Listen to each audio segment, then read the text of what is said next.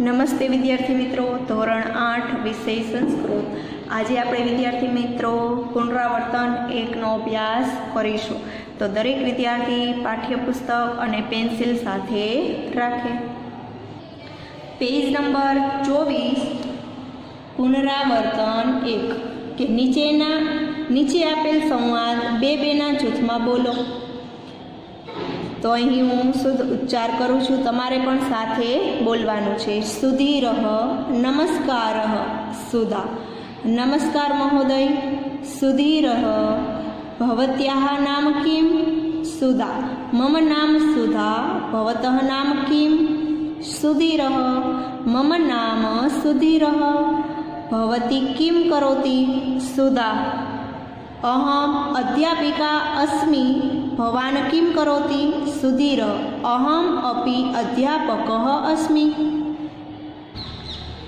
સુધીર અને સુધા વાતચીત કરે છે કે નમસ્કાર, તમારું નામ શું છે? તો સુધા કહે છે કે મારું નામ સુધા છે.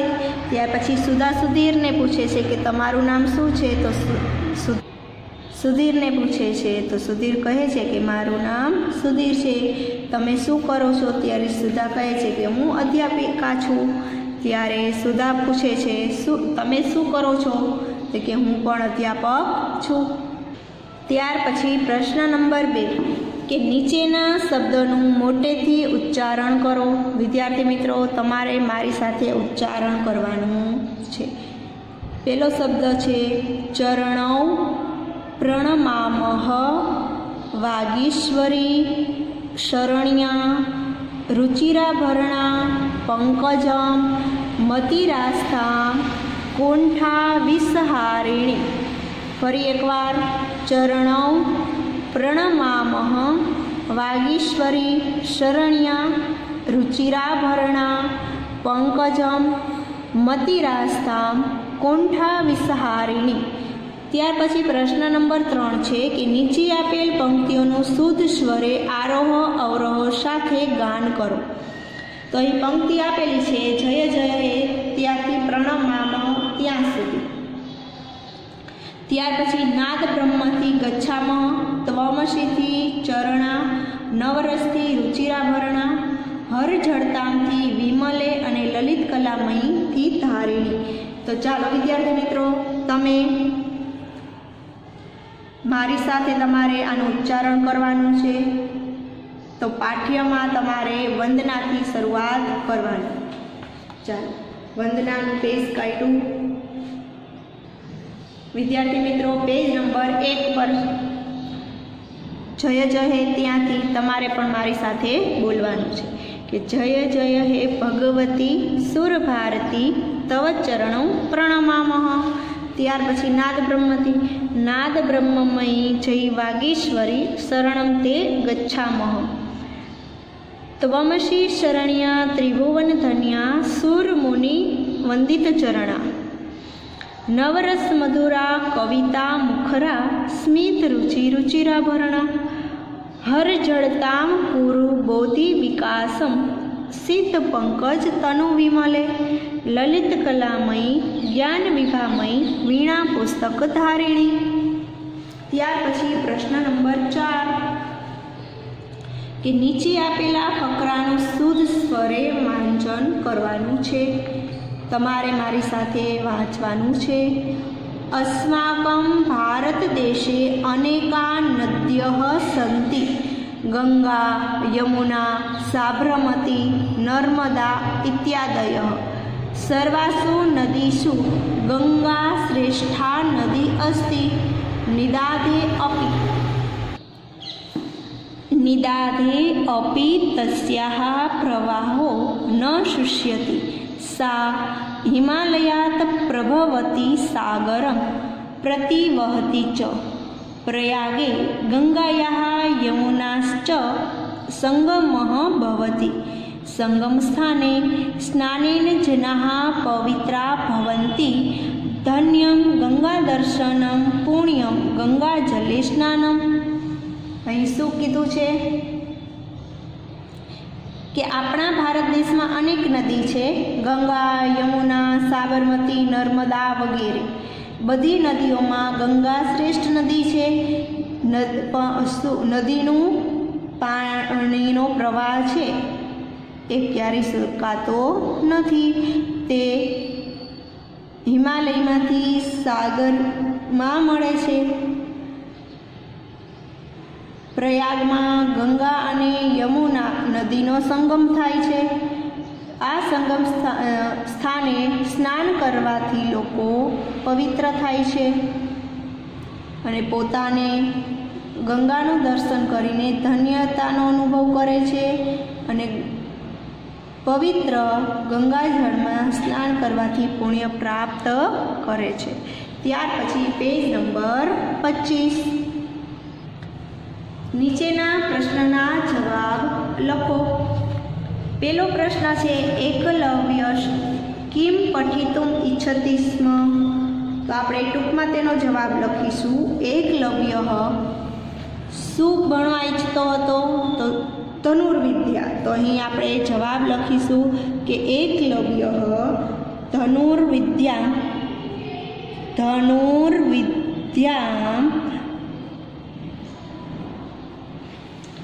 पठितुम इच्छति स्म। आपणे टूंकमां तेनो जवाब लखीशुं। त्यार पछी बीजुं छे एकलव्यः धनुर्विद्यायाः अभ्यासः कथं कृतवान्। एकलव्यए धनुर्विद्यानो अभ्यास केवी रीते कर्यो। तो अहीं तेनो जवाब आवशे कि एकलव्यए आचार्य द्रोणनी एक मूर्ति बनावी। ते दररोज मूर्तिने नमतो हतो अने सवारथी सांज सुधी धनुर्विद्यानो अभ्यास करतो हतो। तो आपणे तेनो जवाब संस्कृतमां लखीशुं कि एकलव्य आचार्य द्रोणस्य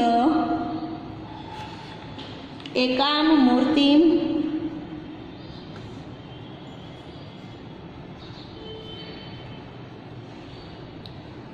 अर्चयत एटले बनावी।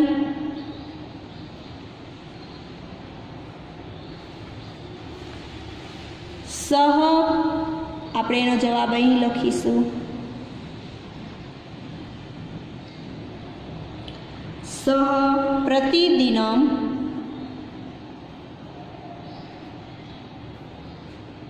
मूर्ति अन्मत એટલે નમતો હતો, વંદન કરતો હતો।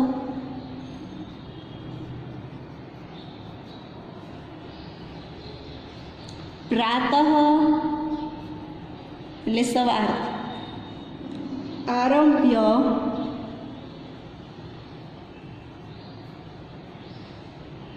सायंकाल पर्यंतम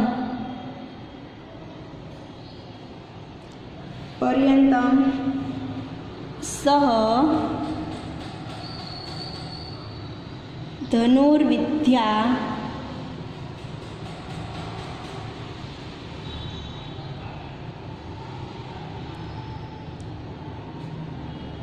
अभ्यासम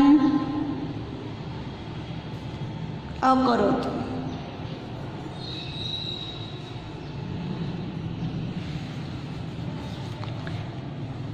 आचार्य द्रोणस्य एकां मूर्तिमर्चयत् सः प्रतिदिनं मूर्तिमन्मत्। प्रातः आरभ्य सायंकाल पर्यन्तं सः धनुर्विद्यायाः अभ्यासम् अकरोत्। त्यार पछी एकलव्यः कुक्कुरस्य मुखं कथम सीव्यत्। एकलव्यए कूतरानुं मोढुं केवी रीते सीवी दीधुं। तो बाणेहि जवाब शुं आवशे टूंकमां लखीशुं आपणे बाणेहि कि एकलव्यः कुक्कुरस्य मुखं बाणेहि असीव्यत्। एकलव्यः अस्मान् किं शिक्षयति। एकलव्य आपणने शुं शीखवे छे तो स्वयं ज्योतिः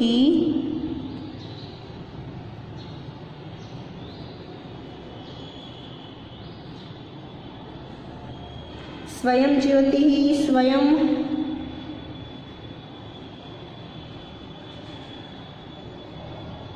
प्रज्ञा भवतु।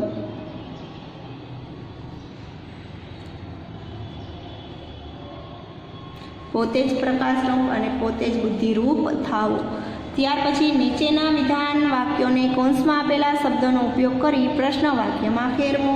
અહીં આપેલું છે કે ગંગા યમુના સાબરમતી નર્મદા નદ્યઃ ભારત દેશે પ્રવહંતી, કે ગંગા યમુના સાબરમતી નર્મદા નદી ભારત દેશમાં વહે છે.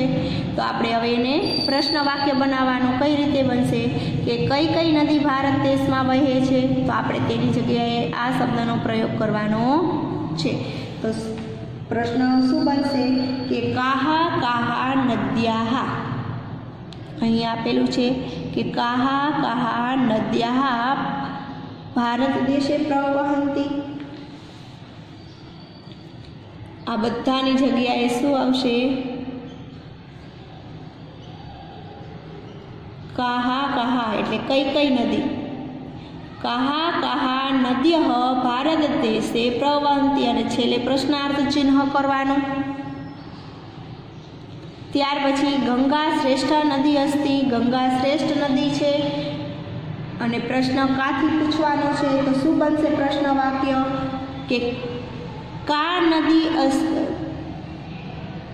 નદી શ્રેષ્ઠા અસ્તિ. શું આવશે પ્રશ્ન વાક્ય કે કા નદી શ્રેષ્ઠા અસ્તિ, છેલ્લે પ્રશ્નાર્થ ચિહ્ન.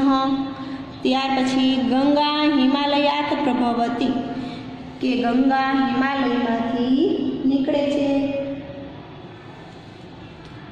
કુતઃ એટલે કે ક્યાંથી. તો અહીં પ્રશ્ન વાક્ય કઈ રીતે બનશે તો કે ગંગા કુતઃ પ્રભવતી, કુતઃ પ્રભવતી, કુતઃ પ્રભવતી. પ્રશ્નાર્થ ચિહ્ન. સંગમ સ્થાને સ્નાનેન જનાઃ પવિત્રા ભવન્તિ, કે સંગમ સ્થાનમાં સ્નાન કરવાથી લોકો પવિત્ર થાય છે. તો કુત્રથી આપણે પ્રશ્ન વાક્ય બનાવવાનું છે કે કુત્ર સ્નાનેન.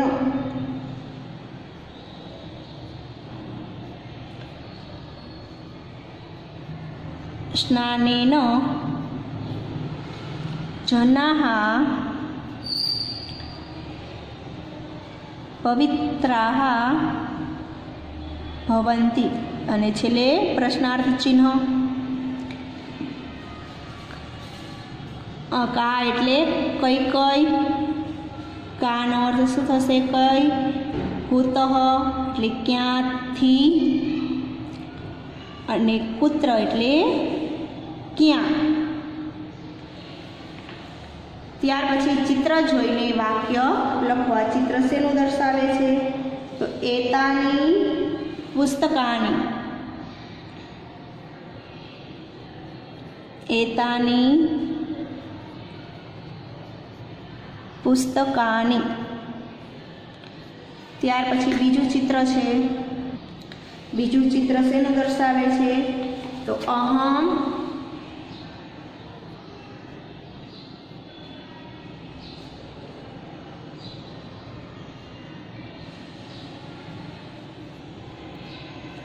યુવક.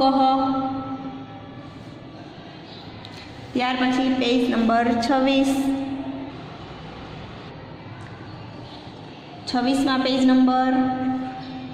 આ ચિત્ર દર્શાવે છે એતત છત્રમ. ત્યાર પછી એસહ વ્યાઘ્રહ એટલે કે આ વાઘ છે. ત્યાર પછીનું ચિત્ર છે એશા પ્રતિમા. એશા પ્રતિમા, પ્રતિમા એટલે કે મૂર્તિ. ત્યાર પછી પેજ નંબર 27. ઉદાહરણ અનુસાર વાક્ય બનાવો. ઉદાહરણ આપેલું છે ખેલના ગણમ ગચ્છામ. ખાલી જગ્યા ગચ્છામ તો આપણે અહીં લખીશું શિવાલયમ.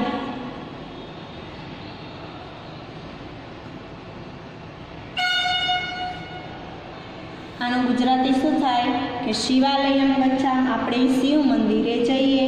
ત્યાર પછી આપણે અહીં લખીશું વિદ્યાલયમ. તો આનું ગુજરાતી થશે આપણે શાળાએ જઈએ. અહીં આપણે લખીશું પુસ્તકાલયમ. પુસ્તકાલયમ, આપણે પુસ્તકાલયે જઈએ. પુસ્તકાલય જઈએ. ત્યાર પછી અહીંયા આપણે લખીશું ગ્રામમ, આપણે ગામ જઈએ. ત્યાર પછી લખીશું સ્વગૃહમ, આપણે પોતાના ઘરે જઈએ. ત્યાર પછી ભવાન જાનાતિ કિમ, તમે જાણો છો શું કે પંચ પ્રસિદ્ધ મહાકાવ્યાની સંધિ રઘુવંશમ, કુમાર સંભવમ, કિરીટાર્જુન્યમ, શિશુપાલવધમ, નૈષદ ચરિતમ, કે 5 પ્રસિદ્ધ મહાકાવ્યો છે. કયા કયા? તો કે રઘુવંશ, કુમાર સંભવમ, કિરીટાર્જુન્યમ, શિશુપાલવધ અને નૈષદ ચરિતમ. તો રઘુવંશમ અને કુમાર સંભવમ એ મહાકવિ કાલિદાસ રચિત છે, કાલિદાસ રચિત. પછી કિરીટાર્જુન્યમ છે એ મહાકવિ ભારવી રચિત છે, એને મહાકવિ ભારે લખેલું છે. ત્યાર પછી શિશુપાલવધમ એ મહાકવિ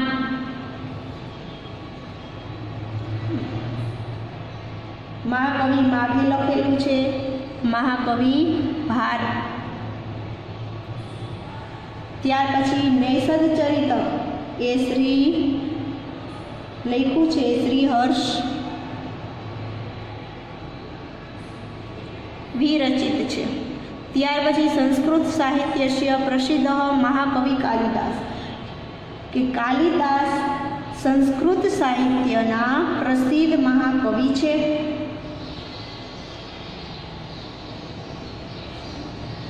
તો વિદ્યાર્થી મિત્રો, અહીં આપણે પુનરાવર્તન 1 છે એ પૂરું કરીએ છીએ. અસ્તુ. જય હિન્દ. વંદે માતરમ.